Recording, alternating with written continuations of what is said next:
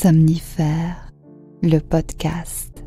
Somnifère, c'est un podcast en 2 parties. D'abord une courte séance de relaxation conçue pour vous préparer au sommeil, suivie d'une histoire à dormir debout qui vous fera tomber dans les bras de Morphée. Disponible à l'écoute chaque soir, dès 19h, sauf les vendredis et samedis soirs. Si vous aimez ce podcast, merci de le noter sur la plateforme sur laquelle vous l'écoutez. Pour toute question ou suggestion, envoyez un mail à l'adresse morphée@somnifèrelepodcast.com. Bonne écoute et bonne nuit. Installez-vous confortablement et fermez les yeux.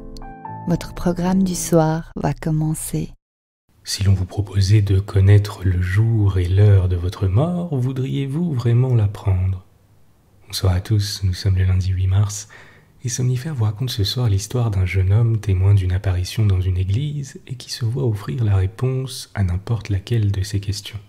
C'est une nouvelle d'Abel Hugo intitulée « L'heure de la mort ». Un bonne nuit tout spécial ce soir à Marion du Finistère, Mayol de Carcassonne et Emeline de l'atelier d'Emeline.fr, et merci d'avoir partagé Somnifère sur vos réseaux sociaux. Plus d'infos en description de cet épisode. Je vous souhaite une excellente nuit et maintenant place à notre séance de relaxation.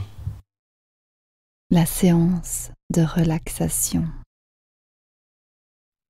Prenez quelques secondes pour vous installer confortablement, les bras allongés le long du corps et la paume des mains vers le plafond.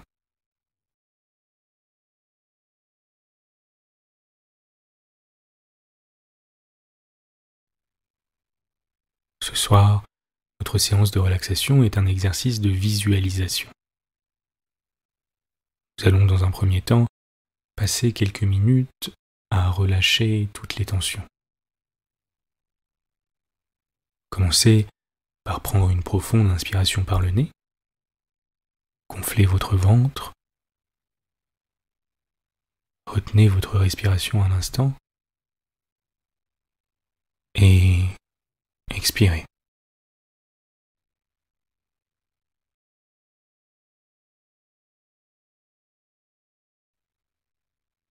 À nouveau, prenez une profonde inspiration par le nez, gonflez vos poumons cette fois, retenez votre respiration un instant et expirez par la bouche à votre rythme.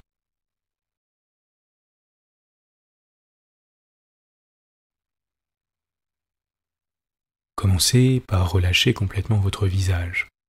On a souvent tendance, sans s'en rendre compte, à crisper la mâchoire, à froncer les sourcils, à plisser le front.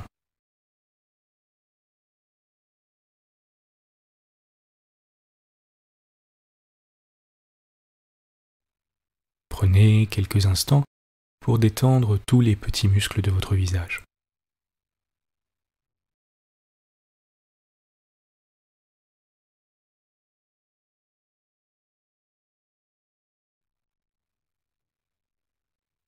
Relâchez votre nuque,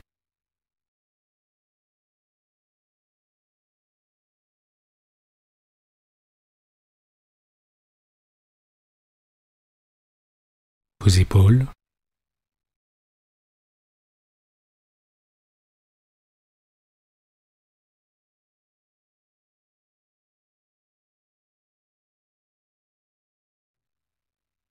votre dos.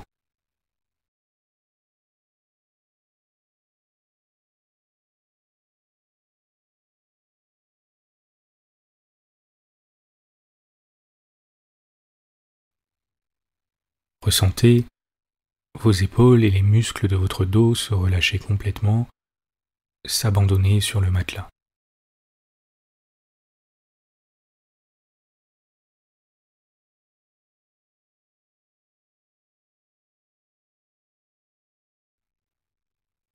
Vos bras et vos mains sont confortablement posés sur le matelas, calmes et détendus. Détendez votre poitrine,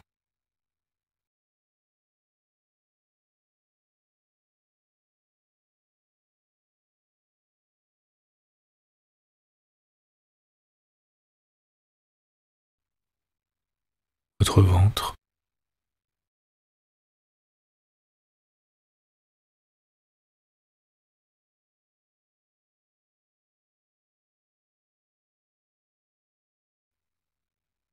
vos fesses et votre zone pelvienne,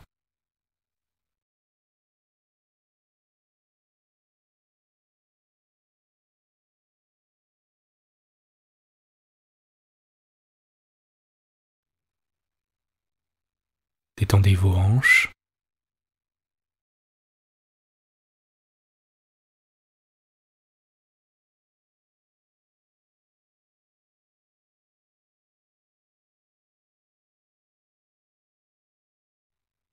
vos cuisses,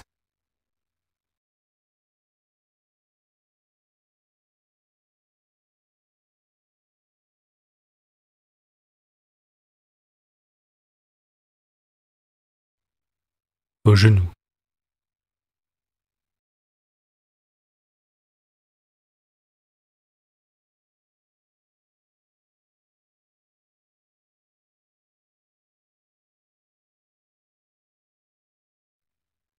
vos mollets,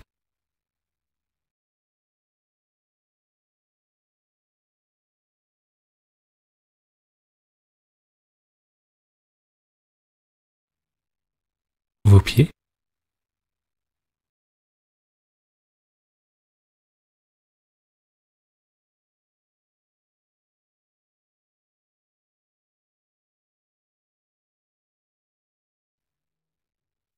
et chacun de vos doigts de pied.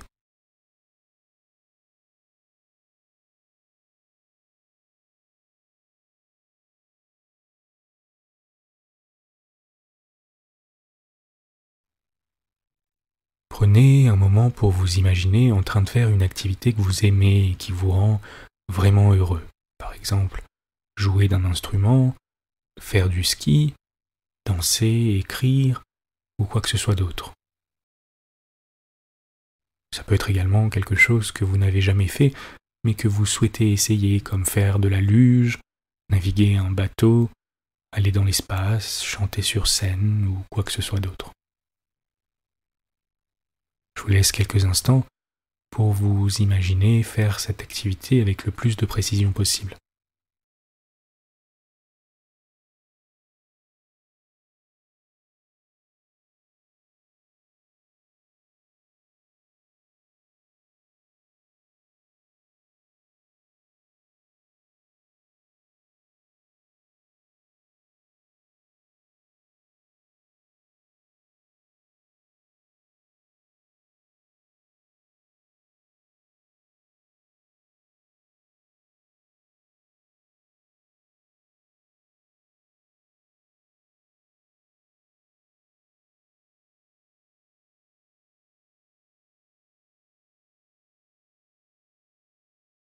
À présent, portez votre attention sur vos sens, et dans un premier temps, sur les odeurs. Si vous êtes sur un bateau, ce peut être l'air pur de l'océan. Si vous êtes sur une scène de théâtre, ce peut être l'odeur du vieux bois et des dossiers matelassés.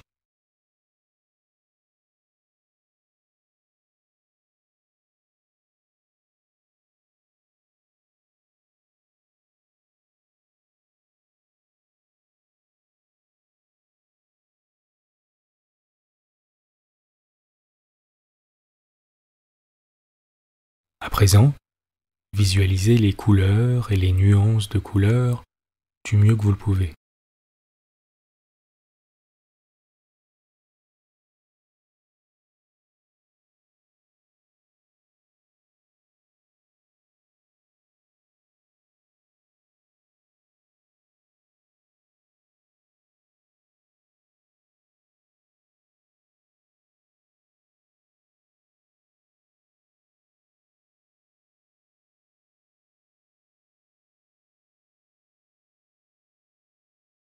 Concentrez maintenant votre attention sur les sons que vous entendez, peut-être le bruit des vagues, peut-être une douce musique.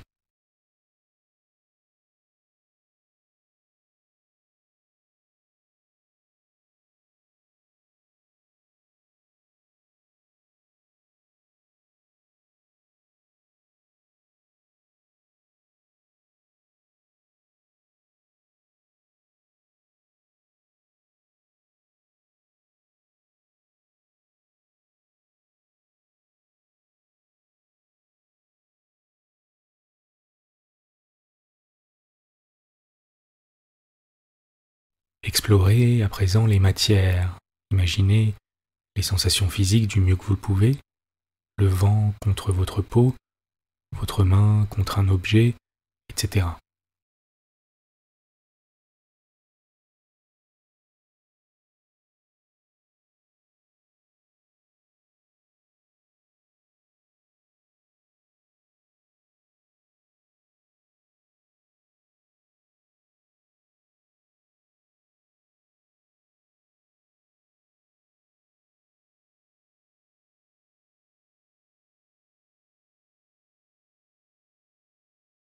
Observez à présent les gens qui vous entourent, s'il y en a. Tâchez de rendre cette expérience la plus réaliste possible.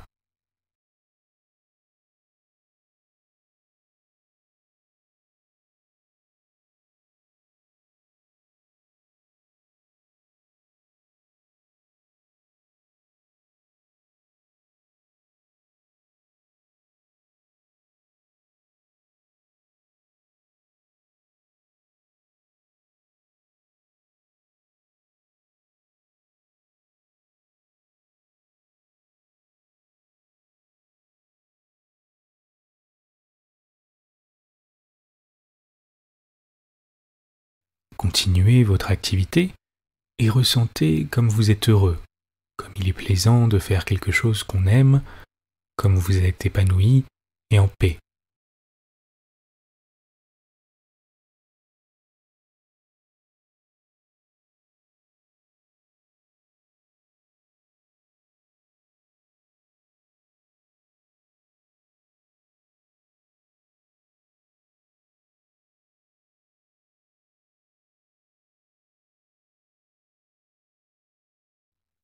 Prenez un moment pour observer vos sensations et vous concentrer sur l'air qui entre et sort de vos poumons.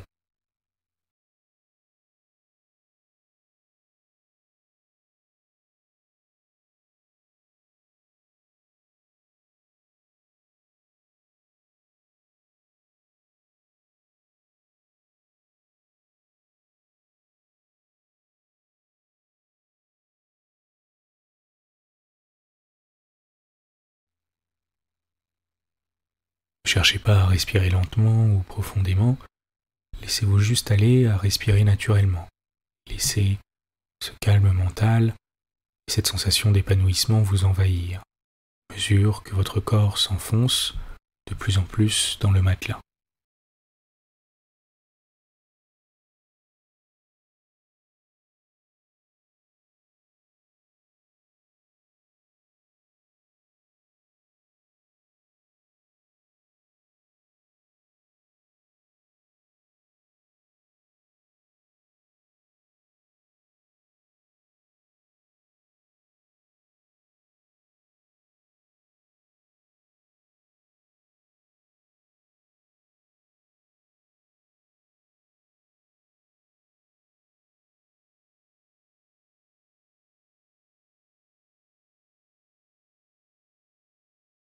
Concentrez votre attention sur l'air qui entre dans vos narines et en ressort plus chaud à l'expiration.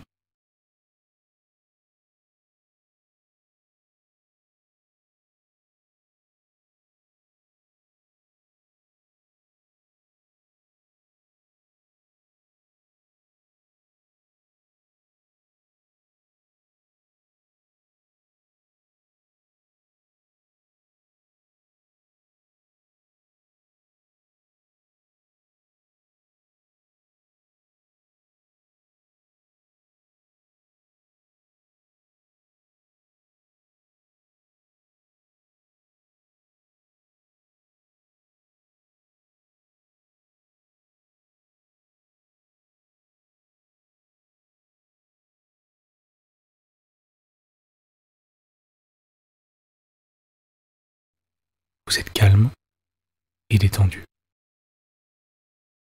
L'histoire du soir. Abel Hugo, l'heure de la mort. Au milieu des montagnes désertes qui séparent le royaume de Valence des plaines de la Nouvelle-Castille, s'élève le monastère de Cienfuegos.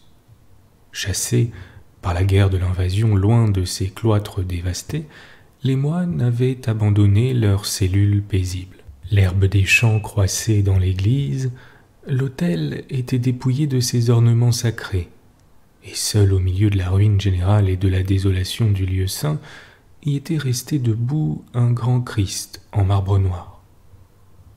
Le régiment de hussards où servait Albert campait autour du couvent. Le jeune officier avait rétabli son bivouac devant le porche ruiné de l'église. C'était la nuit.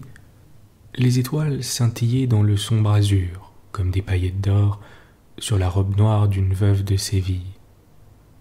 La lune glissait lentement sur le ciel et montrait son croissant pâle, semblable à l'arc courbé du Sagittaire. Albert, étendu auprès du feu à moitié éteint de son bivouac, était enveloppé dans son large manteau. Sa tête fatiguée reposait sur la selle de son cheval.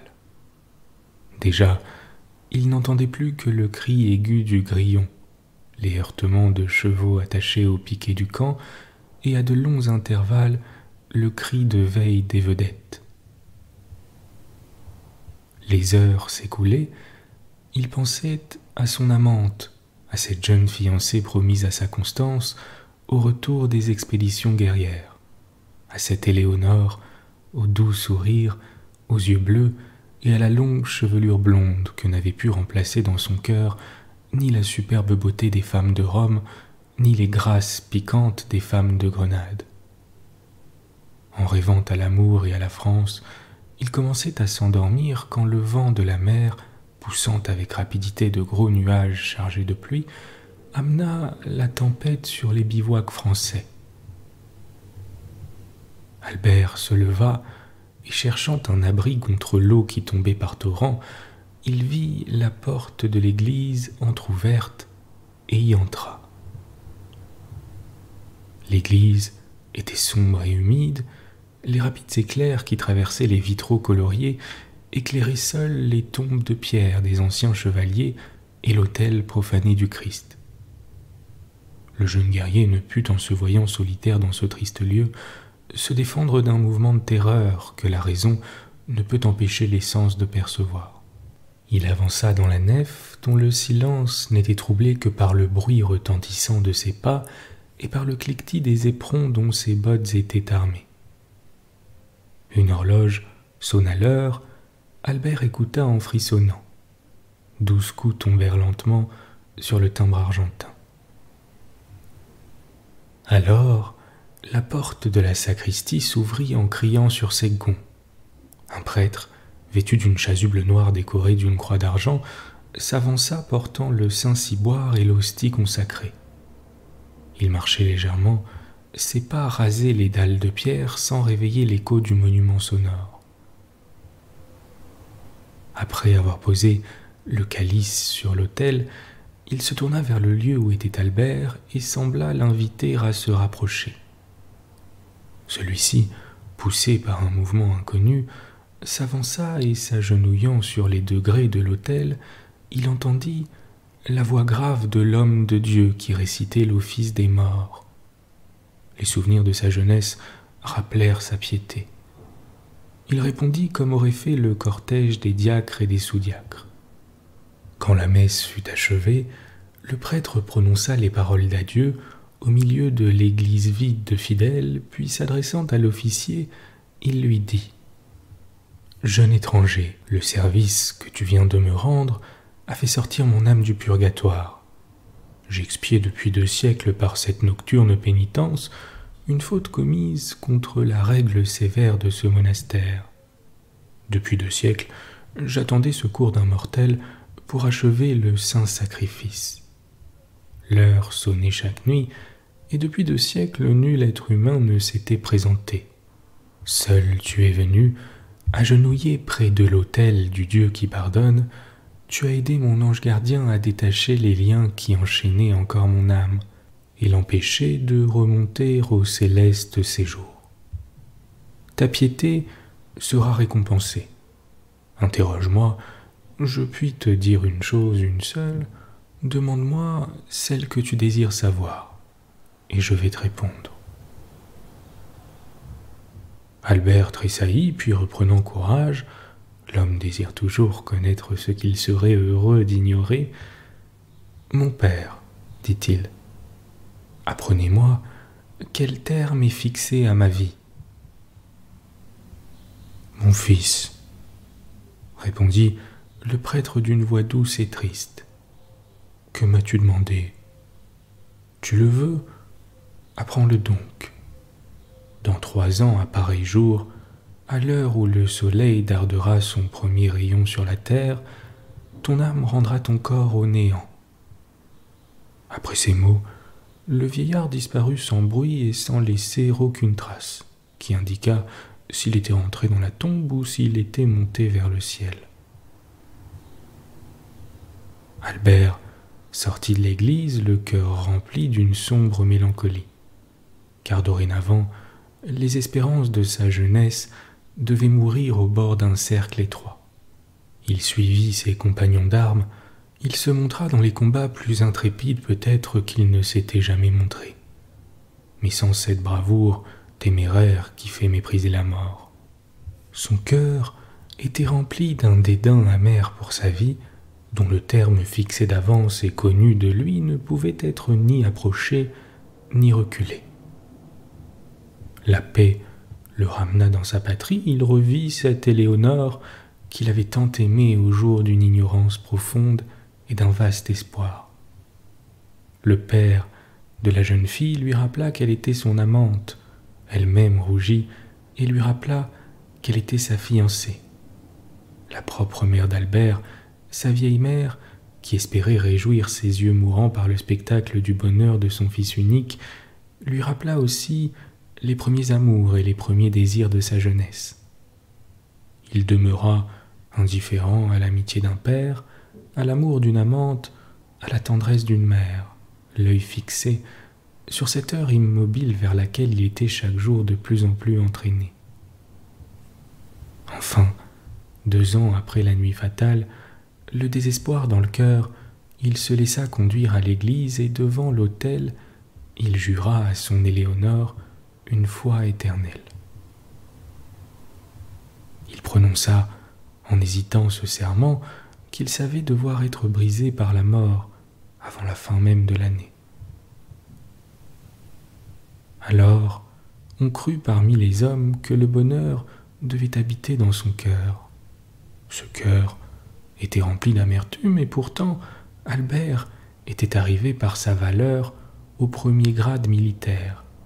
Les richesses de sa bonne mère étaient devenues les siennes, il possédait la femme qu'il avait aimée avec passion.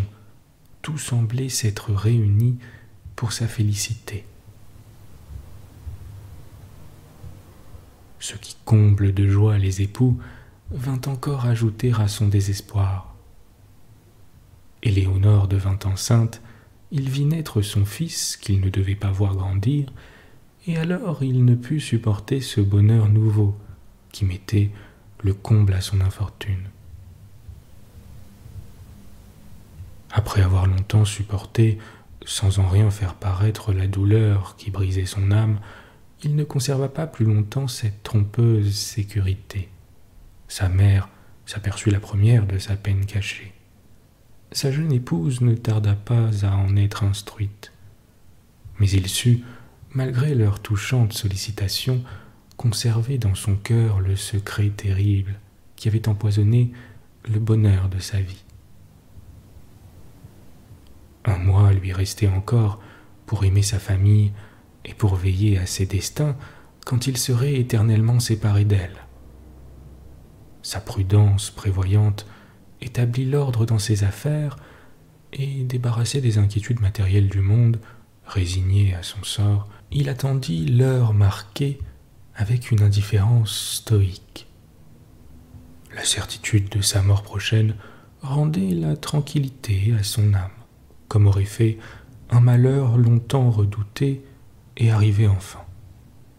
Le mois s'écoula, le dernier soleil se coucha pour Albert. Alors, rassemblant toutes ses forces, il appela sa mère et sa femme, il leur confia le secret fatal puis il se prépara à mourir. Une large terrasse exposée à l'Orient s'étendait devant sa maison. C'est là qu'il fit porter un lit de repos sur lequel il s'assit entre sa vieille mère qui allait perdre son jeune fils et sa faible épouse à laquelle allait manquer un appui. Que leurs adieux furent tristes, que cette dernière nuit leur semblait tour à tour longue et courte selon qu'ils étaient agités par la crainte ou par l'espérance. Les yeux d'Albert virent monter et puis descendre dans les cieux le croissant pâle de la lune qu'il avait admiré 3 ans auparavant, pendant cette nuit orageuse passée dans le couvent sur les montagnes de Valence. Cependant, l'horizon s'enflamma des feux de l'aurore, le chant des oiseaux, le cri argentin du coq annoncèrent au malheureux Albert la renaissance de la nature. Et il allait mourir. Son heure arriva, un rayon parti de l'Orient sillonna le ciel et sembla y tracer une route lumineuse et divine pour l'âme qui abandonnait la terre. Alors, ses yeux se fermèrent avec un mouvement convulsif, un léger frisson parcourut lentement ses membres refroidis, le son des trompettes bruyantes se fit entendre, puis un murmure confus et une bouche sonore qui appela à haute voix. « Albert! Albert !» Albert rouvrit les yeux.